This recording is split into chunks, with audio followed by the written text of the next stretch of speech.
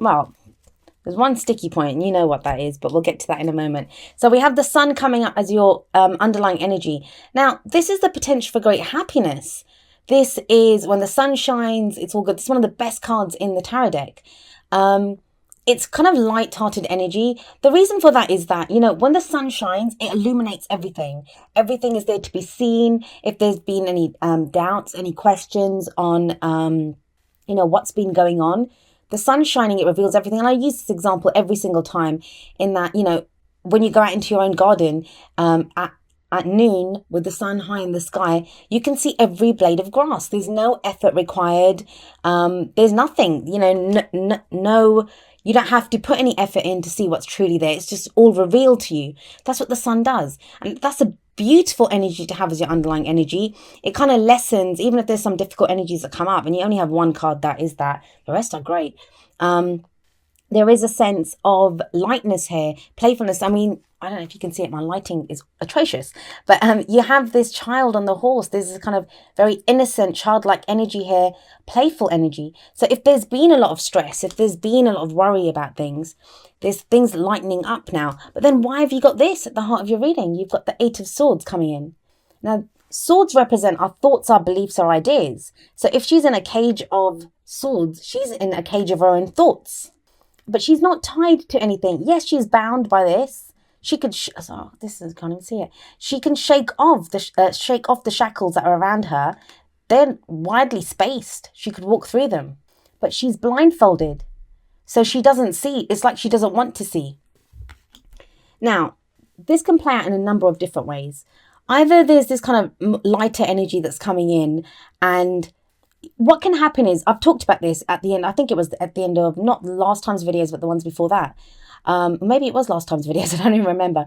There's a thing of self-sabotage that comes in. That, when we've been struggling, when we've been going through such difficult times with whatever, with someone, in work, whatever it is, and then things suddenly ease up, it can be very easy to say, hey, this is too good to be true. Like, you're in defense mode because you're ready to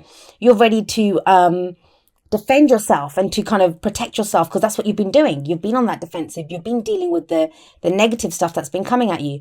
So then the Eight of Swords is like when we're doing that self-talk that this can't be real. This is not going to last. This is too good to be true. It's self-sabotage.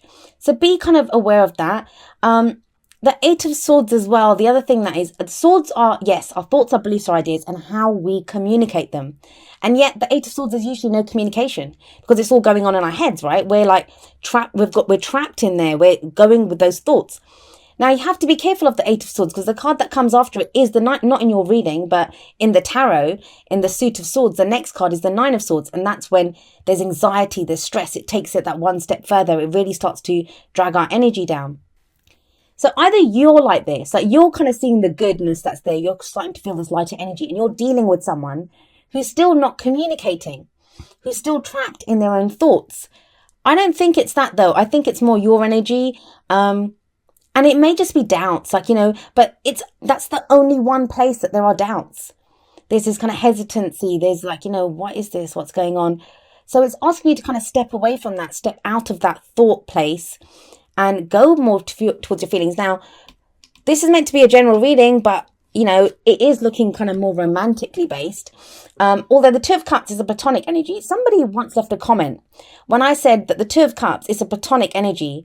It's a soulmate card, and yet soulmates come in every walk of life. So this can be a romantic partner, but this can also be that perfect friend when we need them. This can be a business partner. This can be a colleague. And someone asked me if I was off my rocker by saying this was a business partner. But why not? Our soulmates can come. This is just two people who they feel the same way. They reflect. So if you're dedicated to a project or, a friendship, you have that love and respect and support for each other. But the Two of Cups is always a platonic energy. It's not the Lover's card. It's the two. And it's like the Two of Cups. So it's the beginning, it's the initial aspect of that. Now, I'll be honest, in your reading, I feel it is more of a romantic message. That's because there are other cards to back it up. We don't just read one card in isolation. We read all the cards together. So this is a past energy. Now, either some of you met a soulmate, you had an interaction with this kind of soulmate energy. This could have just been a friend, someone who was there for you during a difficult time. And now there's like, emotion stirring, but I'm going to get to the present card in a moment. But the past is based on this. The past energy, it's the foundation. What is the foundation of this reading? And it's based on this connection. This can be when, you meet someone, it feels like you've known them forever. Or you're on the same page, you're like kindred spirits. You immediately feel the same way about something. But why is that? Like, it just feels, you can see the cards yourself. You have the Sun there, you have the Two of Cups in the past. In the present, you have the Ace of Cups. Now, the aces are always potentials for new beginnings. They're doors that get presented to us. Then it's up to us if we want to walk through them. And the Ace of Cups, it's a card, aces always represent a new cycle that begins for us. So Ace of Cups is going to be new love. It can be second chances at love. It's healing. It's a very healing energy. It's also a very spiritual energy. I do see that. And this is when we have a new chance at happiness. Now, we have this coming up in the past. So this can be like, if I'm going to be totally objective here, and I try to be always with the energies, maybe you had a friend and they've introduced you to a new love. Or maybe they were friends in the past, or, you had this connection in the past. Now love is blossoming because the 2 is coming before the Ace. So it was that connection was made first, and now new love is coming in. For some of you, this could be an old relationship. It's beginning totally new. A new cycle is beginning within that relationship. For others of you, this is going to be a separate relationship. This is going to be an opportunity, a new relationship. I do feel for a lot of you that this is going to be, you had that connection with someone and it wasn't quite love then, and now there's more emotions coming in. This is happiness. This is when we're happy, we feel love. These 2 are coming up together. I mean, we have the Sun above the Ace of Cups. And it's not just new happiness, it's the potential here. And everything's laid out bare. Like, we see exactly what is there for us. That's why we feel happiness, because we can see the potential. I don't know if you can see these. But then I go back to the same question. Why is this coming up at the heart of your reading? Because this is the only kind of sour point, right? The only sticky point that comes in at the heart and it's literally being trapped in our heads. That's what this card represents. And we can free ourselves. It's also not just being trapped in our heads. It's when we feel we can't do anything. We feel we can't do anything. And I think that's even more frustrating. If some of you are feeling all this kind of potential, like you might have met someone, excuse me. We've met someone with the 2 of Cups in the past, right? We see the potential. We're starting to feel the emotions. We have this new this budding emotions within us. We have all this coming in, but we can't say anything. And we feel like we have no options, like we feel stuck. We don't know what to do. This can be that. But that is why I'm very happy to see this guy coming up as a future energy, the King of Cups. Now, he's a king, so he has mastery over his suit. So he has mastery over his emotions. He knows exactly how he feels. If this is you dealing with someone else, they could be another water sign, which would be Cancer, Scorpio, or Pisces.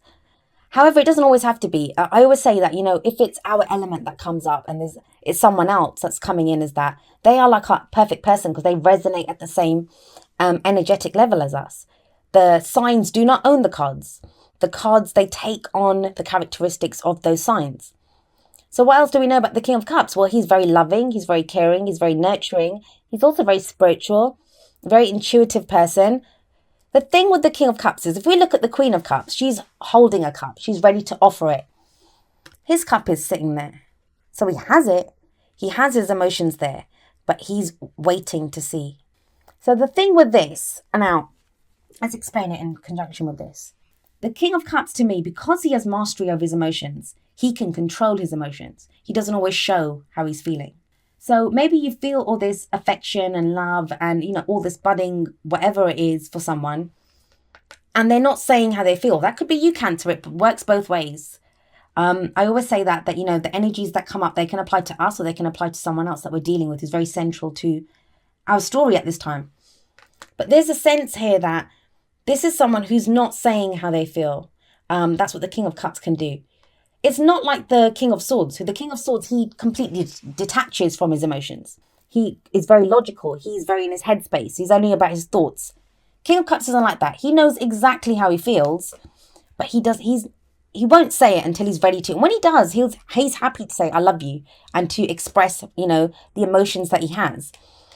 And maybe that's why you're feeling stuck, because you're like, I don't know what's going on here. Like, I thought we had a connection. There was a thing going on and now I don't know. Well, like I said, it could be you. And maybe with him coming up in the future, though, this is him ready to express that, ready to say, yeah, this is how I'm feeling. This is what the situation is. Look at how many cups you have. There's 6 cards here. 4 of them are cups. Sorry, 3 of them are cups. And one of them is the sun. Like, this makes up for everything. Sorry, this is one of the best cards in the tarot deck. And I keep saying that, but it is. Now, you have another ace that's coming in. So there's new cycles beginning for you, Cancer. This is your crowning energy, or the advice energy that we have for you. We have the Ace of Wands coming up here. So if this is all about emotions and happiness and love, something that makes us very happy, this is something that gets our passions going, that gets us excited. We have that enthusiasm, that spark to do something. If this is all feeling and emotion, this is about the energy that we put out into the world. Our creativity, what we create, what we do, the action that we take. So it feels like you've been going through this time of becoming very clear on how you feel. So the feelings are there, like with the 2 of Cups, Ace of Cups and the King of Cups. I mean, that's amazing for a love reading. And this was a general reading. I'm going to try to see, if this is not love for you, and, I do feel that this is a love message. For most of you, it's going to be a love message. If it's not a love message, then this is something like that could be a partnership in the past, some connection with a friend or and now through that connection, through whatever that working partnership was, you have a new chance at happiness. And that's getting you to this place of the King of Cups where, you know how you feel. And when he doesn't do this, he won't do this because he knows how he feels. He's not going to doubt his feelings. And there's water in the back of this. Water always represents our emotions. So the person's facing away from the water. I don't know if you can see it. Person is facing away from the water and, trapped in their thoughts. So I do feel, and then this is you acknowledging, this is how I feel. This is making me really happy. And I'm happy to do this, whatever it is, with the sun shining there, potential for great happiness. So this can then be a new project that you begin, a new job that you begin, some creative venture that, you're excited, you have a lot of excitement and enthusiasm to begin. But like I said, for most of you, this is going to be a relationship reading. And it's like this connection in the past. And now this action that you start to take towards it, this passion that is expressed. I keep saying, like with him, still waters run deep. There's always more going on under the surface than this guy shows until he's ready to show it. But I feel with him coming up in the future, especially after the Ace of Cups and the 2 of Cups, that, he's ready to say how he feels. And like I said, that may be you, Cancer, or that could be someone that you're dealing with. But let's have a look at your oracle cards and see what other messages come through from there. It's a lovely reading for you guys. It says, let your friends help you. Ask for and accept support from others. Let's put those back. Okay. So we have this, yeah? Let your friends help you. That could be with this. Now, when we get trapped in our thoughts, what's the best way to do that is to get those thoughts out. So this might be you telling a friend, hey, I like so-and-so. I thought we had a thing going. I thought we connected really well, but now it could be that. And your friend will be like, are you crazy? Like, he's so into you, you just don't see it.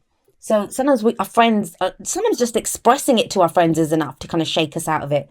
For others of you, this is going to be the friend. And I'm getting that for some of you, this is a friendship that's turning into something more. That you guys have been friends and now it's turning into something more. Ooh, that one flew out. Let's see. It says, appreciate this moment. Each and every situation has an opportunity to grow and find love.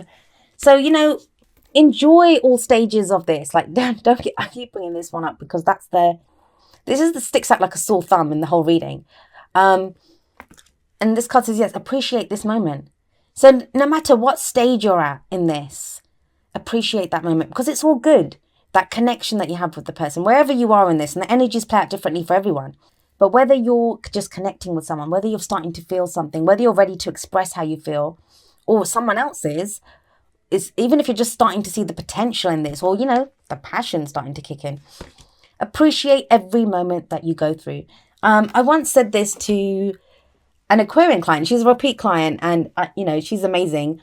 And she was very much wanting to know about the end result, what's going to happen, what's going to happen. And I said the same thing to her, like, appreciate the moment. And I did the example of if I organized a trip to Disneyland, like, so I called her up. So if she's in, I don't know where she's, Boston, I think. But if I called her up in Boston and said, hey, let's go to Disneyland, I'm going to fly in and see you. And, you know, we'll drive down to Florida together. Is that Disneyland or Disney World there? I always get confused, but Disney anyway.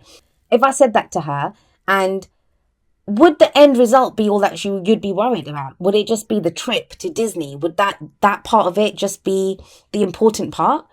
Or would it be the planning of the trip? Would it be me flying in and meeting you at the airport, and then maybe we'd rent a car and we'd drive down together and have that road trip? And this is an example that I gave her.